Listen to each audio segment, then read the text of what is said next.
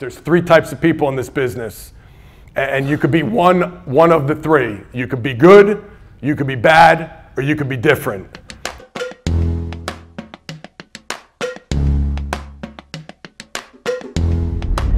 The other thing that goes hand in hand with being transparent is being authentic, being yourself.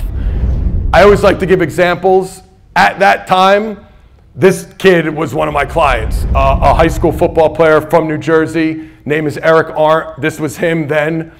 He looks a little more like a normal human in this picture, although he was definitely a little rough around the edges, a character, crazy tattoos, huge personality.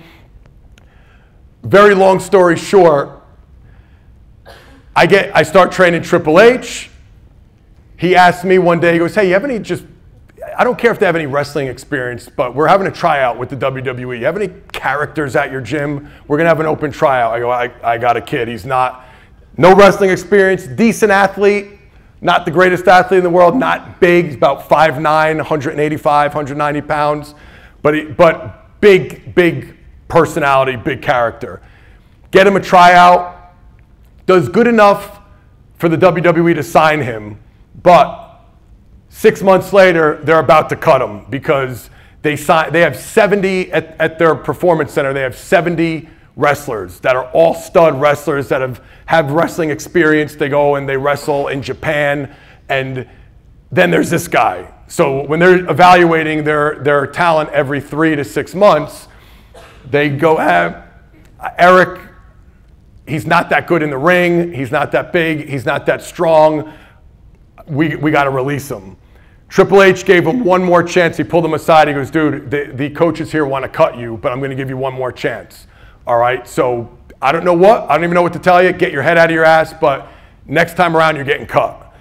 He said Dusty Rhodes, if any of you follow wrestling, the late, great Dusty Rhodes, the American Dream, pulls him aside, and he said, listen, I know you're close getting your ass cut and getting fired.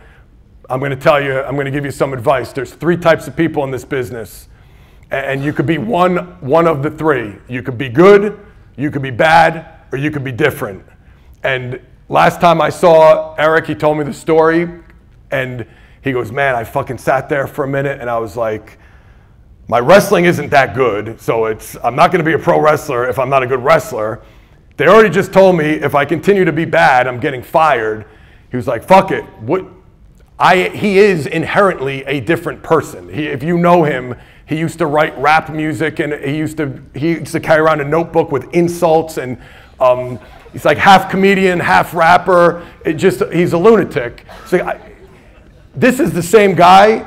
Enzo Amore is just this kid. He turned up the volume. If this is an 8, he turned up the volume to a 12. He's like, fuck it, I'm trying to play wrestler, and I'm just gonna be a bad ripoff of all the other really good wrestlers. What do I have that they don't have? I have a huge personality. I'm unique, I'm myself. You know, best way to differentiate yourself, and this is kind of an extreme example, but the best way to differentiate yourself is to be yourself. Once he did that and he created this Enzo Amore character, if any of you follow wrestling, he got brought up to the main roster. He's now in the WWE for the past 2 years, and in 2 short years, I don't want to put him down, his wrestling is not good, not that great, but his merchandise, #1 seller in the friggin' WWE, $1 billion company. This past year at WrestleMania, #1 selling merchandise was that kid's merchandise. And you know, many that know wrestling would probably say he's the worst technical wrestler in the WWE. Maybe the most recognized guy in the WWE right now, because he said, I'm gonna be myself, and look where it got him. So I like to give kind of examples with everything. That is a real world example of how being yourself could really help, you know, separate you. And then just more ways to build trust.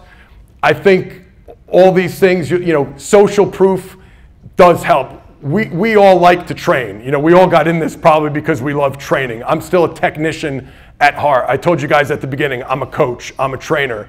So yes, it helps to do really good work and know your shit and get results with your clients and have not bullshit before and after pictures, but real people that you have trained. Sharing that will help separate you, because That is one thing you can't fake. You know, you could pretend to be smart and you could post studies on the internet, but at the end of the day, who have you trained and what results have you gotten with them?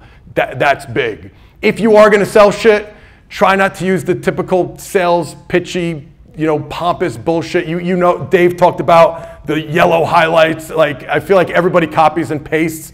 There must be an ebook or something with sales pitch lines and paragraphs. Don't use that. Just speak like you speak in simple, understandable language, however you speak. In this day and age of the internet and social media, I'm not saying you have to spend all day posting on Instagram, but when you do, instead of talking at people, it really goes far to have two-way conversations. I see a lot of people in our industry just always posting about themselves. Look at my abs. Look, I'm speaking at the Elite FTS Business Summit. Look, I'm going on vacation. Look at me, look at me, look at me.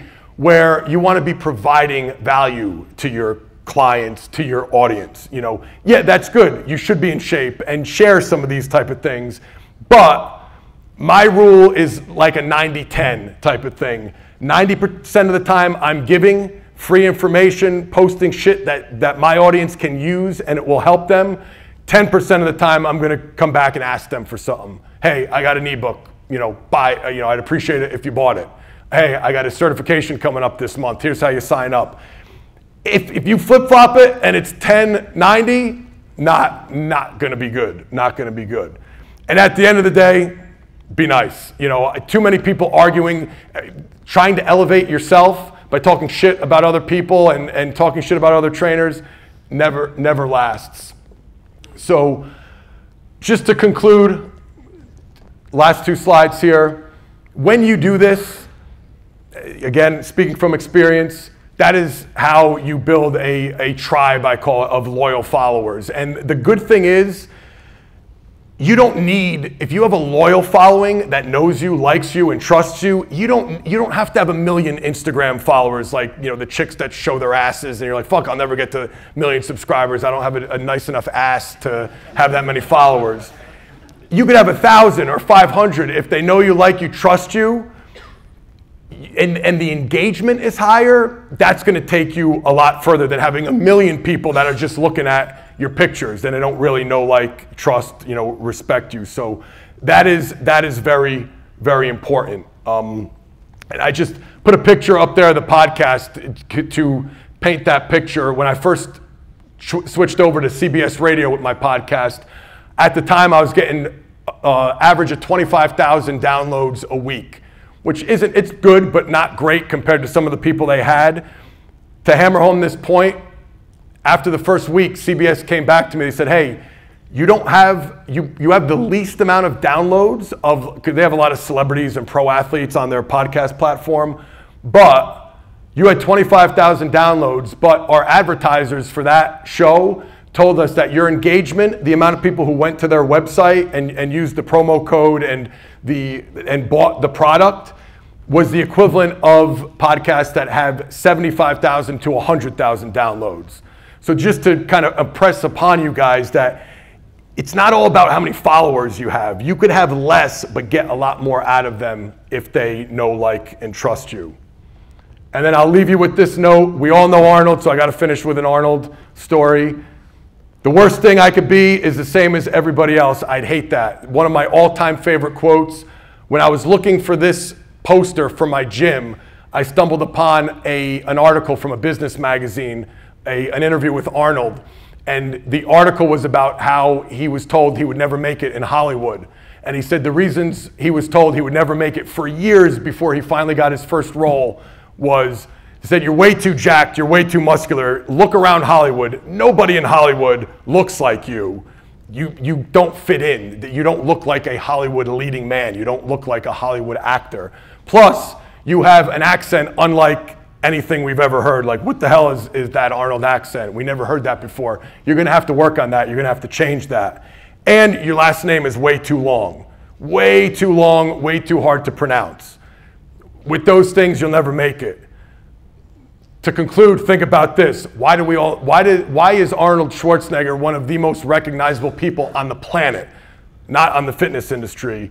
Because of his physique, got the most famous accent in the world, and now his last name has become so famous, he doesn't have to use it. He just goes by Arnold. You know, all the things they told him, hey, you got to change that to be more like other people, are the exact reason why he is who he is today. Borrow that and use that with your business as well. That's all the time I got. Thank you.